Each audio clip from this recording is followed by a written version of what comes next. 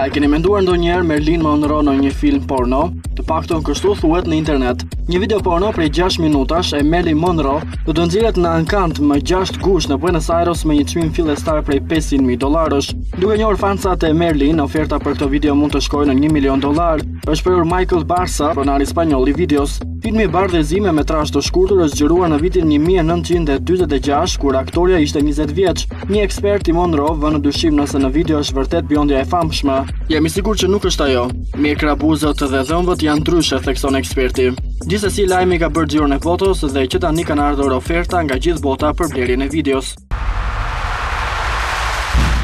Sipas USA Weekly, Mark Anthony ka pasur një lidhje të fshehtë me një stewardess para 2 vitesh dhe divorci mes tij dhe Jennifer Lopez ka qenë shumë pranë në 2009. Ndarja e këngëtarëve mund të kishte ardhur shumë kohë më parë, por Lopez vendosi t'i japë edhe një shans tjetër tashmë ish bashkëshortit e saj. Jennifer do dalinte, por Mark u përgjërua dhe ata shkuan tek një psikolog për të zgjidhur këtë çështje, shprehet një burim i sigurt për USA Weekly. Mark Anthony dhe Jennifer Lopez njoftuan ndarjen e tyre më 15 korrik, të tashmë fillojnë të dalin të palarat e lidhjes mes këngëtarëve portorikan. Gjithashtu ka pasur zëra për një lidhje të Jennifer Lopez me modelin kubanez William Levy, informacione këto që ky i fundit i ka mohuar.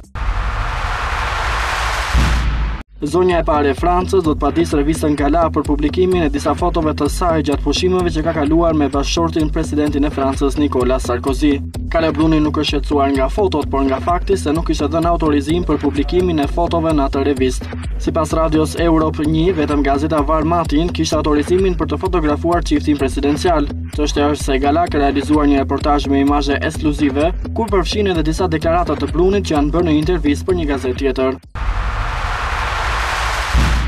Lady Gaga pritet që të bashkohet me këngëtaren e njohur Cher për një bashkëpunim që për skenën muzikore ndërkombëtare është i kategorisë së lartë. Cher më herët këmbguli se kënga e titulluar The Greatest Thing nuk do të ishte duet, por tani ka zbuluar se Lady Gaga do t'i bashkohet asaj në studio për të regjistruar këngën. Nuk mund të pres momentin kur Gaga të vendosë zërin e saj në The Greatest Thing, shkroi Cher në Twitter.